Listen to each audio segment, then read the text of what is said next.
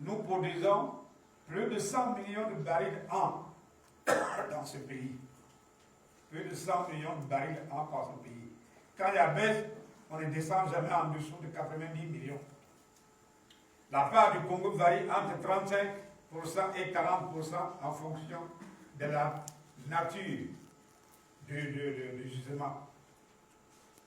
Mais ce pétrole-là,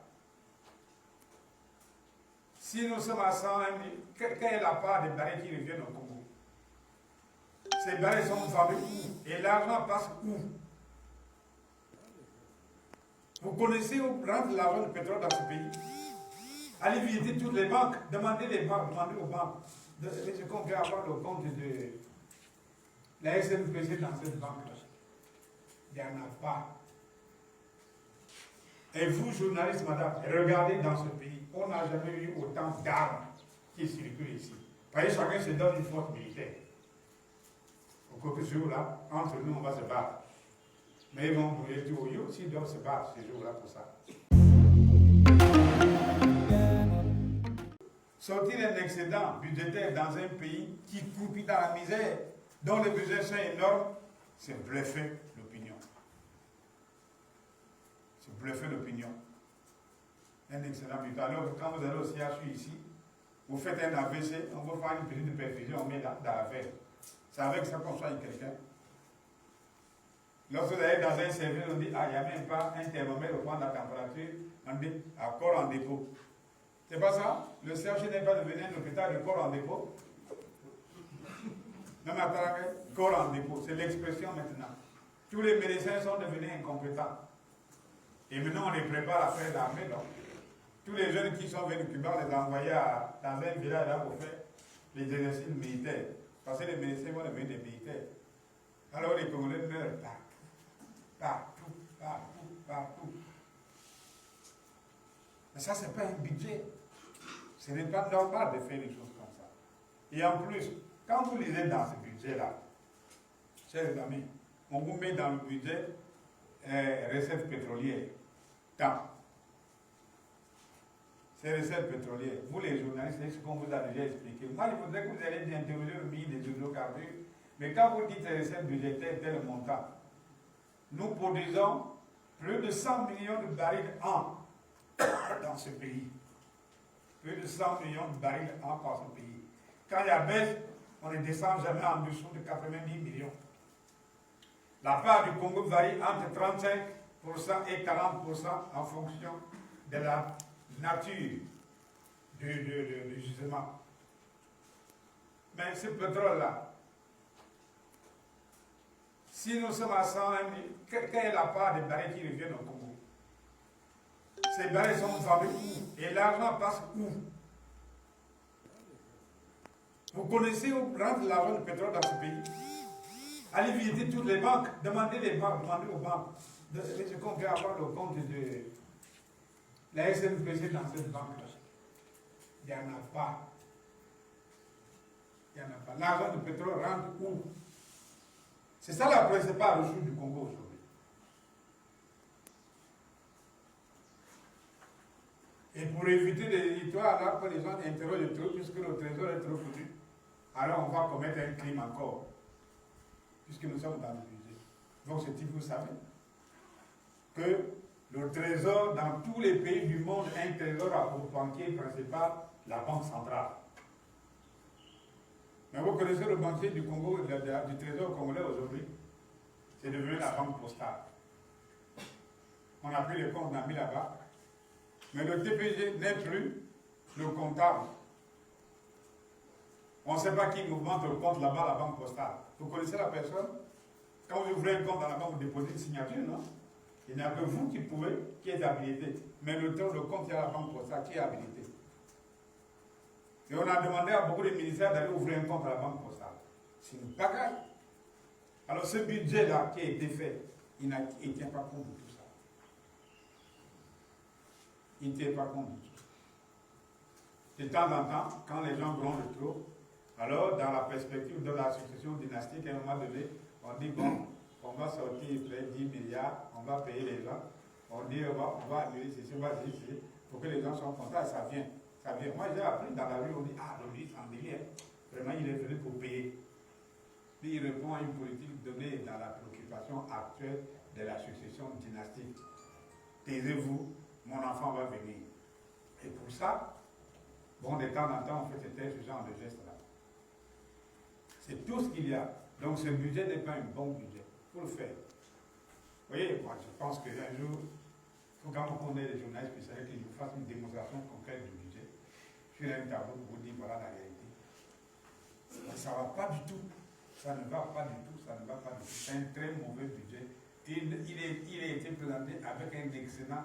Et c'est ça le bluff. Dans l'immensité des besoins du Congo, vous sortez un budget avec un excellent.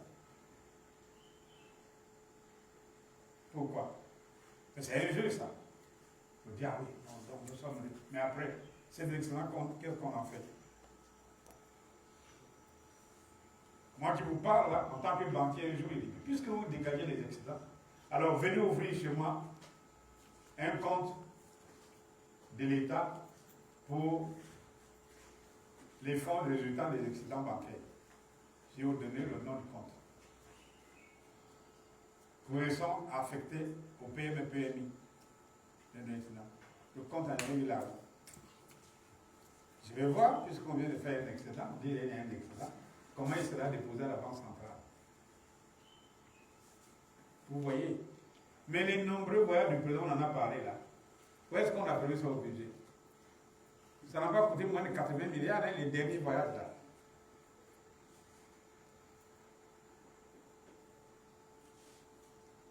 Donc voilà, pour ce que je peux dire sur ça, la décision qui a été prise dans le principe, c'est ça qu'il fallait faire, mais pas plus, pas ça, mais il fallait faire tous les projets principaux internes des Congolais et assurer l'application. Or, il n'y aura pas d'application.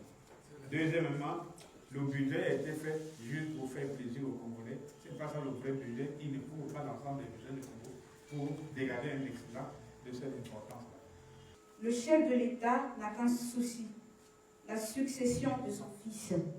Sur quoi vous vous basez exactement? Vous n'êtes pas au courant que depuis 2021, toute l'année 2022, le président est habité par une seule idée. Je voudrais me faire succéder par mon fils. Et il a désigné le nom, pas n'importe quel fils. Il y en a beaucoup des enfants à travers la République. Et il a désigné un seul fils, c'est le pétrolier. Celui que vous appelez Kiki. Vous pouvez dire son nom. Hein? Vous pouvez écrire ça, le Kiki.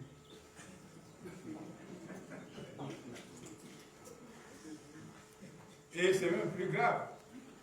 Rappelez-vous que le président a dû convoquer une concertation à Ouando, non, c'est ça? À Ouando, dans la perspective de chercher à organiser les élections législatives et locales anticipées pour se donner une majorité qui soit favorable à cette succession de la dynastie, parce qu'il sait que dans son propre parti, le PCD, beaucoup de gens y sont opposés. Alors il fallait changer la majorité au Parlement. Pourquoi changer la majorité au Parlement? Première chose, pour faire ce qu'il veut faire là, il faut modifier la Constitution. Quel article? Créer un nouvel article par la Constitution pour créer un poste de vice-président de la République. Et là, il nous met sur la tendance américaine, puisque le vice-président, là, c'est lui qui ne nomme pas décret. Le jour où le président dit, je suis fatigué, je me retire, ou alors il n'existe plus, en ce moment-là, et le vice vient, il prête serment. Alors il va faire tout aussi, tirer l'expérience de son père, faire 40 ans au pouvoir, donc nous aurions 80 ans pour le père et le fils. Disons presque un siècle pour l'Inguessu. Deuxièmement, puisqu'il y a des mandats, il fallait modifier le mode de scrutin. Si vous faites un vote populaire, les Congolais vont s'opposer. Ils ne voteront pas. Alors il faut changer le mode de scrutin, c'est-à-dire le scrutin indirect, voté par le Parlement. Puisqu'il a la majorité au Parlement, et en ce moment-là, ben c'est comme une lettre à la poste. Et troisièmement, il faut éliminer les jeûnants. Les jeûnants sont plus vieux que son fils. Alors, plafonner l'âge pour être candidat, 54 ans. Vous devriez normalement être au courant de ça, madame, en tant que journaliste. C'est connu de tous les Congolais, même ceux qui sont même ceux qui ne pas de la politique. Il y a même une tentative déjà.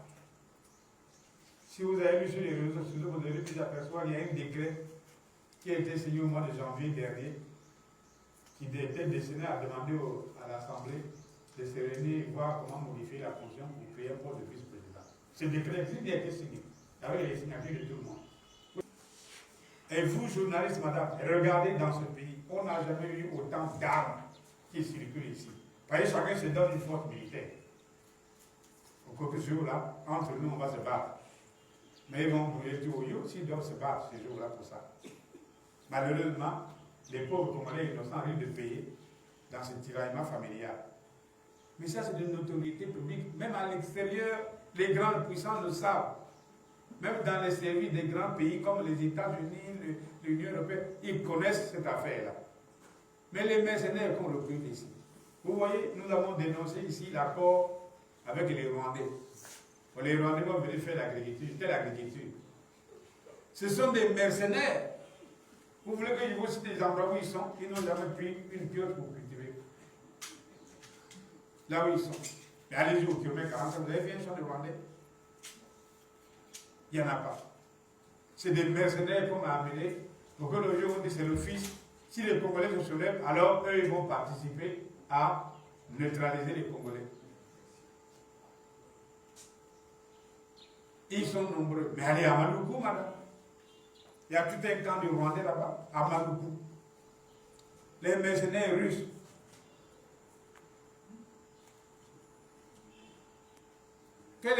Nous, ici, nous sommes un pays paisible. Hein? Dis-moi, tu n'es pas un mercenaire. Nous, on a fait venir d'autres mercenaires. C'est pourquoi faire. Nous sommes dans la tranquillité, nous n'avons rien fait. Pourquoi on fait venir des mercenaires? Nous avons une armée pratiquement qui sort.